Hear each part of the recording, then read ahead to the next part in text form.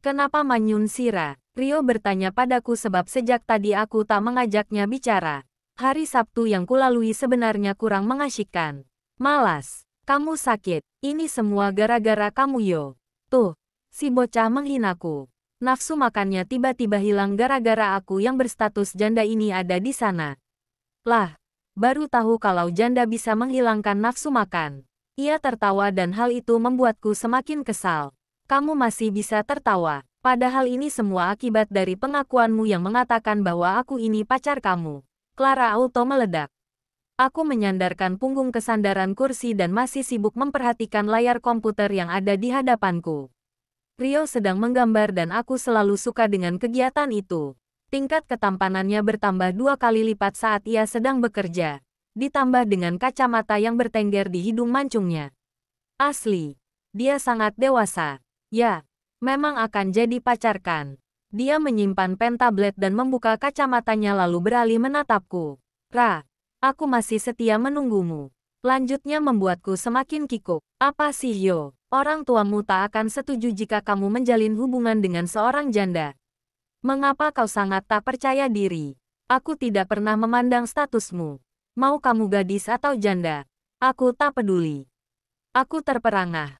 Apa benar Rio sebaik ini? Apa laki-laki yang ada di hadapanku adalah malaikat yang akan meninggikan derajatku?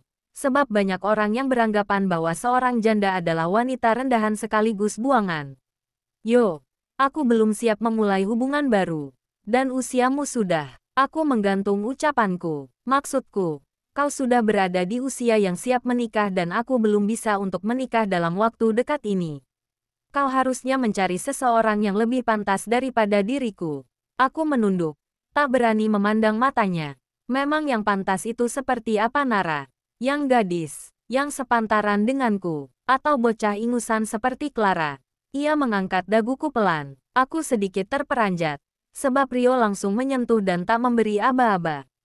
Tatapannya begitu tajam, tetapi membuat candu. Jelas aku ikut tersihir dengan tatapannya yang membuatku terlena. Kami belum pernah sedekat ini. Mungkin suara jantungku juga terdengar di telinga Rio. Aku mengerjapkan mata. Saat posisi kami semakin dekat.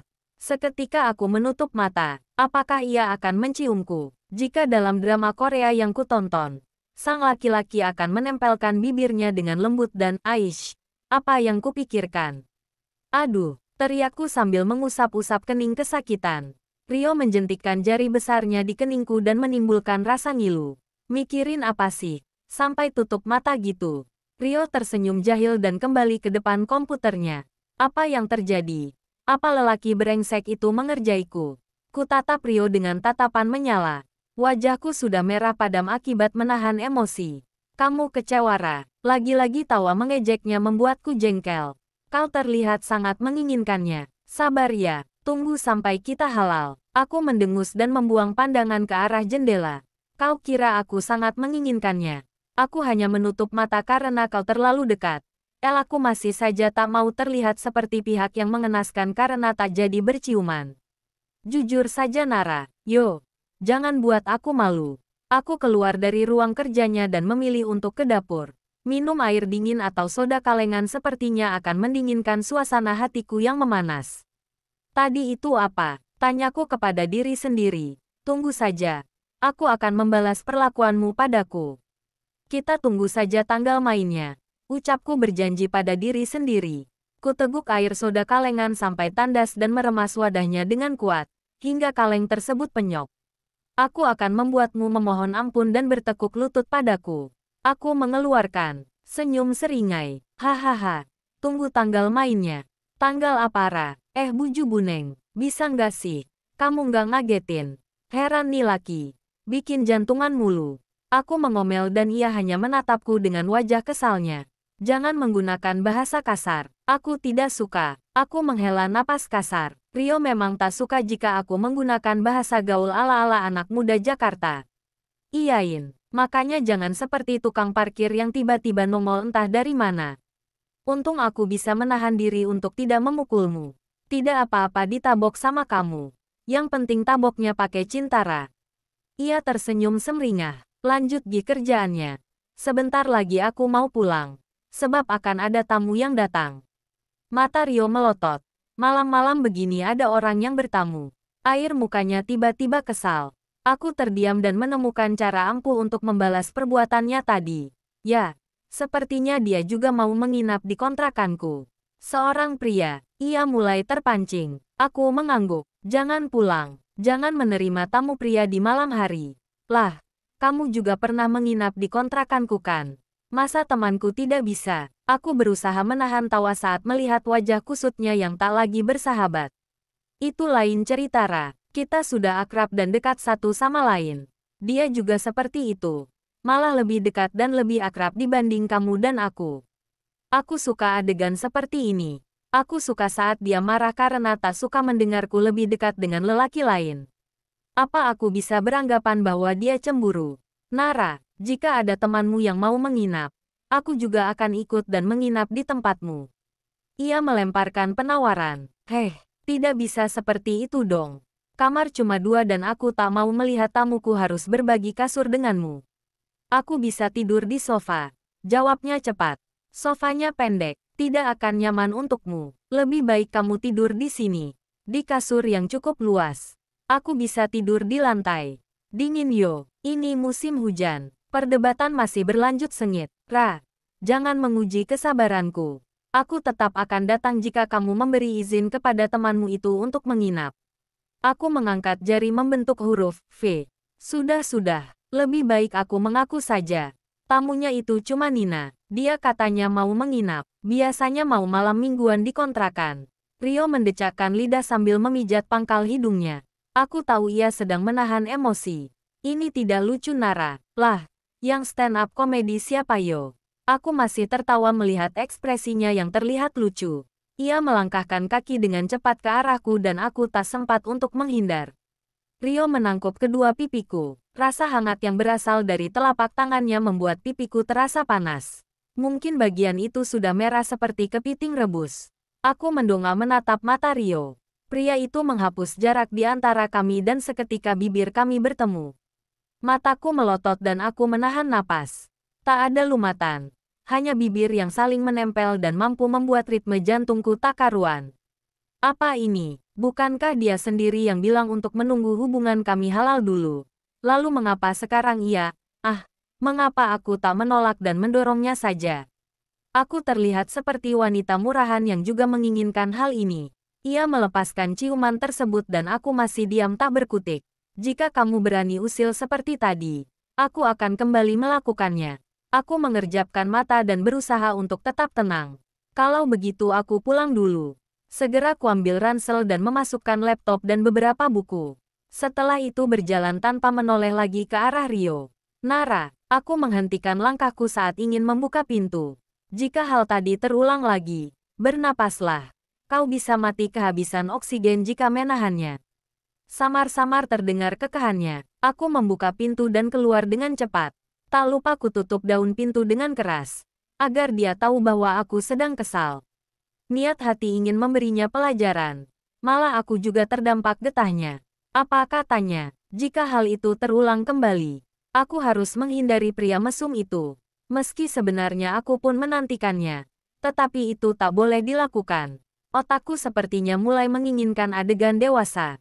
Dasar, wanita kurang belayan. Rutukku pada diri sendiri. Jantung ini masih berdetak kencang saat berada di depan rumah kontrakanku. Nina sudah berada di dalam sana dan aku tak boleh terlihat mencurigakan di matanya. Ia terlalu pandai untuk tahu semua gerak-gerikku.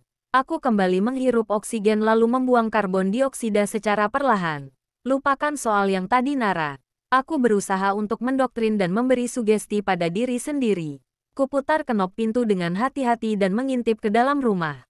Semuanya gelap. Padahal Nina sudah berkata bahwa ia telah berada di rumah. Kulangkahkan kaki pelan lalu menutup pintu. Kuraba dinding. Mencari sakelar lampu untuk menyalakan lampu. Padahal seingatku tadi, aku sudah menyalakan lampu sebelum pergi ke apartemen Rio. Aku tak suka gelap dan akan menggila jika berada di tempat sempit. Ya, tempat sempit dan gelap ditambah dengan kondisi yang sedang sendiri akan membuat ketakutan memuncak. Banyak yang bilang aku fobia gelap sekaligus fobia ruang sempit. Apakah hal itu bisa terjadi? Mengalami dua fobia sekaligus. Nyiktofobia dan klaustrofobia. Surprise! Teriak Nara riang. Saat lampu sudah hidup. Hei, surprise apaan ini? Kulihat ia membawa kue berukuran mini. Mungkin diameter 14 cm lalu di atas kue tertancap lilin berwarna merah dengan bentuk hati yang belum dinyalakan. Aku kembali mengingat tanggal hari ini. Perasaan ulang tahunku masih lama deh Nin. Ia memperlihatkan cenggirannya dan berkata, ini ulang tahun Kura. Kamu lupakan. Jadi aku bantu buat mengingatkan. Aku menepuk jidat melihat tingkah absurd sahabatku ini. Benar-benar Yanin. Baru kali ini aku melihat orang seperti dirimu. Beli kue untuk merayakan ulang tahun sendiri. Ngenes banget. Ini mah definisi jomblo kelewat akut. Aku tertawa dan mengambil korek untuk menyalakan lilin. Maaf aku lupa. Wajar lupa. Kamu kan sibuk sama Rio. Dalam kalimatnya terkandung sebuah sindiran. Aku kerja Nin. Alah alasan. Katanya kerja nanti jadinya suka-sukaan. Ah, sudahlah yang tidak punya gebetan mending diam. Ia memutar matanya dan menyimpan kue di meja. Aku tersenyum canggung mendengar sindiran halus yang ia lontarkan. Sejak resmi menjadi wanita single, banyak yang mengatakan bahwa aku akan dengan cepat mendapatkan kekasih baru. Katanya seorang janda tak akan bisa berlama sendiri. Aku paham arti dari kalimat itu. Mereka pikir bahwa aku tak akan tahan tanpa belayan seorang laki-laki. Padahal dugaan mereka salah besar. Justru aku tak bisa memulai hubungan baru sebab rasa ketakutan itu masih ada. Takut memulai hubungan yang nantinya menghasilkan kekecewaan yang sama. Sampai sekarang aku masih mendedikasikan diri untuk sendiri dulu. Takut dapat mertua yang cerewet seperti Ibu Maya. Kamu dari rumah Rio Kanra? Pertanyaan Nina membuyarkan lamunanku. Ya. Ini hari Sabtu dan aku harus bekerja dengannya. Apa tak ada tetangga yang merasa terganggu jika melihatmu selalu datang di apartemen pria? Wajah khawatir Nina membuat senyumku mengembang. Apartemen Rio bukan seperti rusun atau komplek rumah warga. Tak akan ada tetangga yang julid. Apartemen di sana diisi oleh orang yang sibuk bekerja. Paling pulang cuma buat tidur. Selebihnya dihabiskan di tempat kerja. Kecuali kalau Rio ke sini. Baru deh ada tetangga yang suka kepo. Jelasku. Kening Nina berkerut samar. Dia ke sini. Untuk apa? Ingat Nara jaga diri. Statusmu membuat orang-orang mikir yang aneh-aneh. Meski kamu tidak melakukan hal negatif, para tetangga akan mencapmu sebagai wanita yang haus akan belayan. Aku tersenyum masam. Benar kata Nina. Orang-orang di sekitar sini akan terus berceloteh tentang statusku. Ditambah dengan seringnya Rio kemari. Mereka sudah pasti akan mengolah informasi tentangku dan memberinya bumbu-bumbu agar lebih nikmat.